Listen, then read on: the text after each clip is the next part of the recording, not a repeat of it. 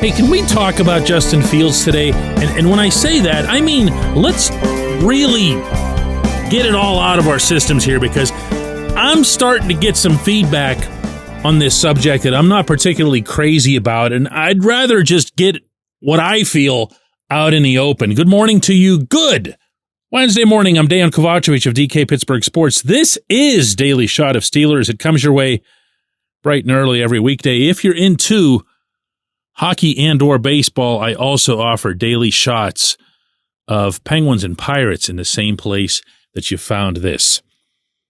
The feeling that I get, and of course this isn't universal, but there's a lot of it from the fan base regarding Fields, is that he'd be some sort of consolation prize. He'd be what you'd get if you can't get anybody else. He'd be, the last guy behind the last curtain. Why? Well, I think there's also a view that there's just no way to get anybody else. The free agency class looks like it's going to be Sam Darnold and ... The draft class looks like it's going to be Deion Sanders' kid and maybe one other guy, and that's it. And I actually don't hear too many people excited about the quarterbacks who are available all the way to the top of this draft class. So you're not going to outspend a whole litany of teams that are going to be going after Darnold. You're not going to move up in the draft for a quarterback. You're not going to take a quarterback in the first round, even sitting where you are. So what else is there? Well, I don't know. Fields is here. We can keep him. Oh yeah, let's do that. Woohoo. That's the sense that I'm getting. I don't understand this except for the part that I do understand. The part that I do understand is Fields played for the Bears. And while he showed amazing athleticism and great productivity when it came to moving the ball, especially on the ground, he committed a lot of turnovers. He didn't show much in the way of being able to read through multiple progressions.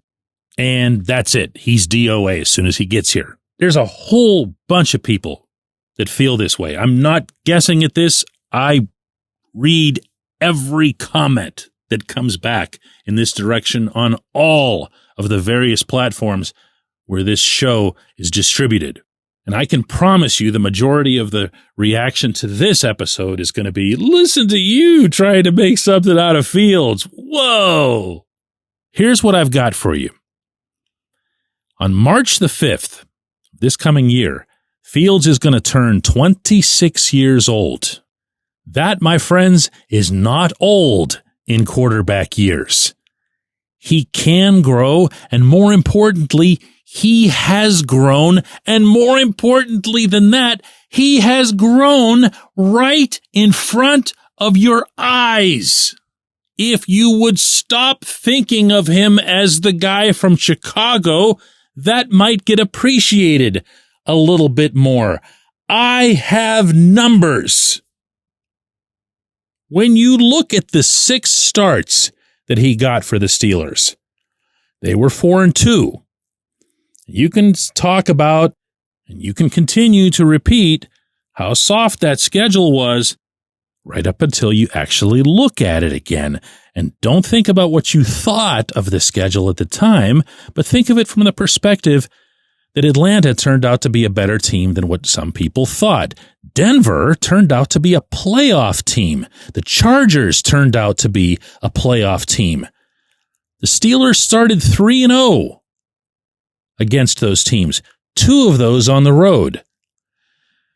They finally lost in Indianapolis when the rest of the team seemed just, I don't even know what that was still to this day. That was the one game where it looked to me like the Steelers were totally out of it, except for one player.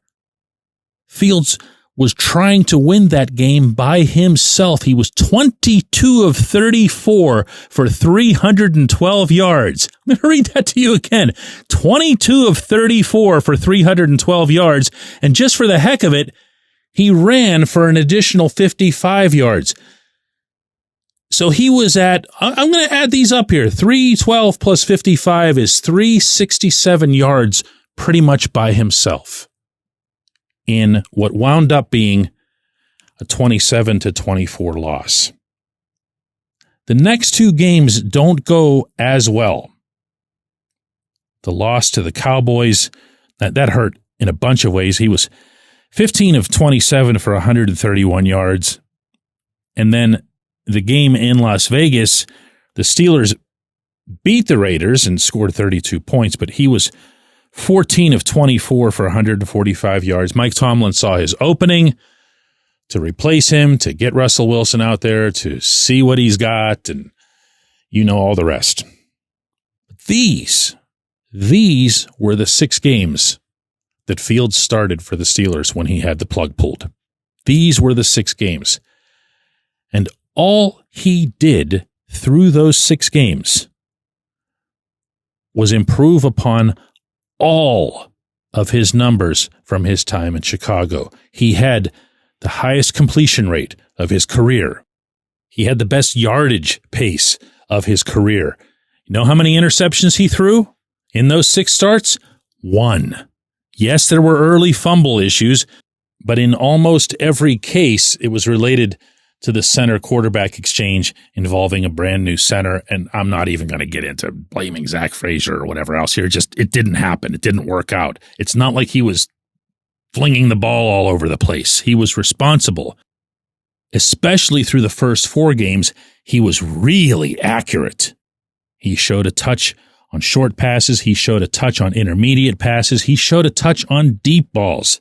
The one thing that really didn't go well when you look at his statistics were the passing touchdowns. There needed to be more than 5.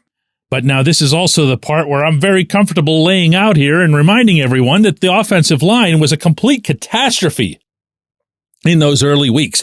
It got not a whole lot better, obviously, to the end, but at the beginning, it was just, wow. He had to go flying out of there every other snap. Also in that time, the Steelers' wide receivers, and yes, this stuff can be tracked now, were the worst in football at getting open. Maybe improve at least a little bit on the line and improve a lot in terms of finding receivers who know how to run routes and give the kid a real chance. When we come back, J1Q. This segment of Daily Shot is brought to you by our good friends at Mike's Beer Bar. They're located on Federal Street, directly across from PNC Park. Mike has more than 500 beers on tap, including from more than 50 local breweries. Stop in and say hello. Tell Mike we sent you. Mike's Beer Bar.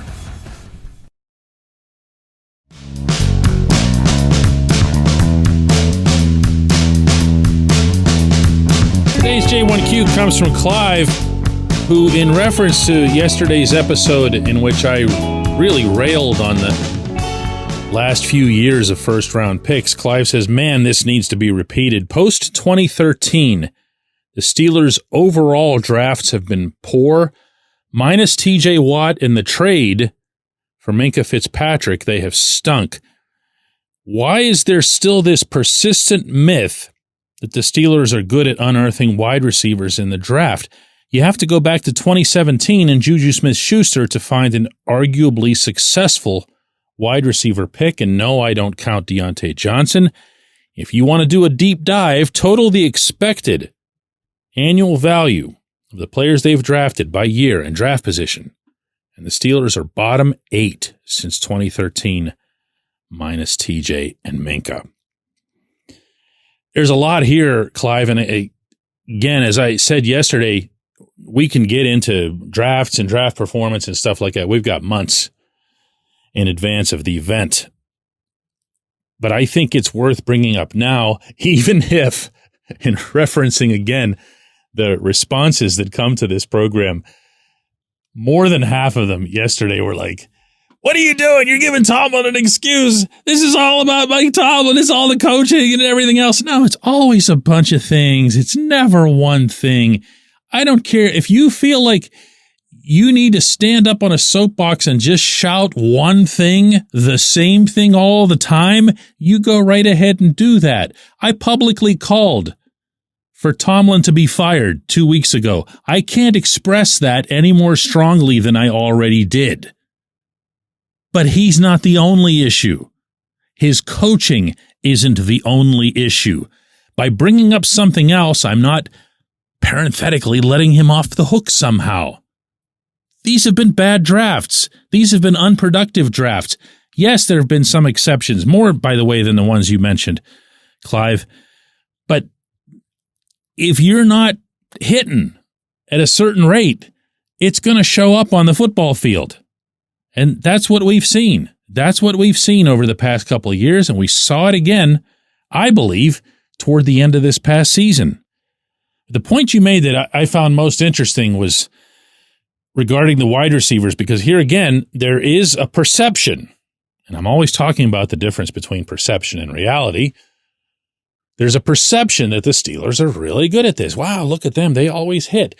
And the perception, I believe, exists because they'll draft someone in the second round, and that person will come into rookie camp and then training camp and do some really neat things.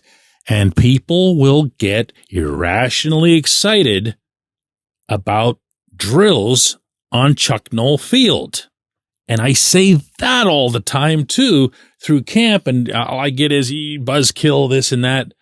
Well, Chase Claypool, second-round pick, has himself a nice camp, then has himself, I think it was just really one great catch that he had in East Rutherford, New Jersey against the Giants, if memory serves.